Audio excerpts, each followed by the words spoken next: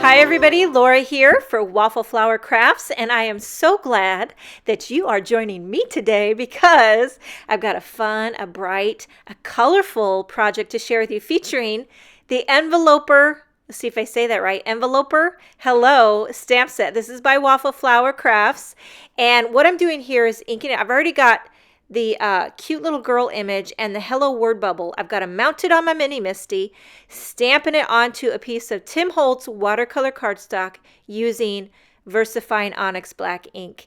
And now there's some very solid, like larger solid areas with the girl's hair, so therefore I had to stamp it a few times. That's why I love the Misty, because you can keep on stamping it. Now, I knew I was going to do some ink blending or watercolor or something for this background, and I just wanted to be safe, so I'm going to go ahead and emboss right over top of this. So I'm inking it up this time with Versamark ink, and I'm going to sprinkle on a little clear embossing powder. Now, I'm not sure if you really have to do this, but when I was practicing, and I decided to try some ink blending, the black ink started smearing and I was getting real irritated. So I said, to heck with it. I'm just going to do some clear embossing right over top of it. And that way I can be ensured that I don't get any black ink smearing into my background. So now what I'm doing here is creating some quick and simple masks. I'm using this full sticky Post-it note, and I just pulled out a light ink. This is cracked pistachio, doesn't matter. Just I wanted something really light, and I'm making a mask for the girl's head and as well that hello word bubble.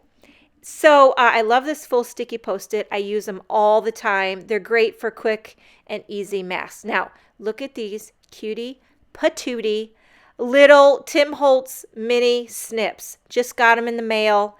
I'm in love with them. So fun. So once I get my masks all trimmed out, I'm not taking much time to be super precise, just enough to cover up any of the white areas within the, it doesn't matter if her hair is completely, because it's black all around the edges. That's not really going to show any of the background color. I just want to make sure that I cover up her skin and all that jazz. Okie dokie, so now we're moving on to the background. I've got my little mini distress inks. I'm using picked raspberry, spice marmalade, and mustard seed.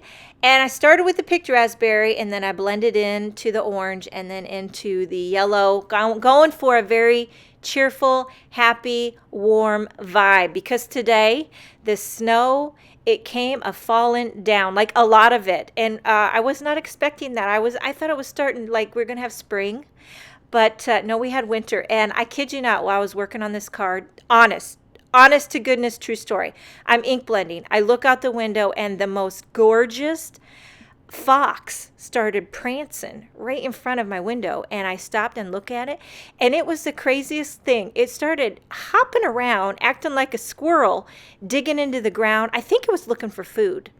And I'm not a fox whisperer or anything, but sometimes I feel like I have a connection to animals, and I'm crazy. But so I quickly ran to my laptop and I Googled, what do foxes eat?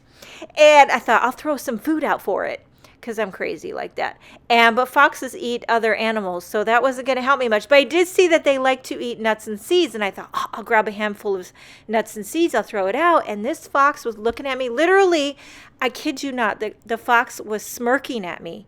He had this slight, he or she, I'm not sure if it was a girl or boy, but it was smirking at me. And I did get a really good picture of it, but I didn't end up throwing any food out at that. I'm not sure if you should do that anyway, but anyhow, so I added some pattern paper and a solid black strip along the bottom. I popped up my panel. Now I'm taking an RV29 and just filling in any little mistakes or gaps. And then a few little sequins. These are by Lucy. And this card is finished. I hope you enjoyed the video and the fox story. For more information or details, check out the Waffle Flower blog, their Facebook, their Instagram. Thank you so much for joining me. Have a wonderful day, and I will see you next time.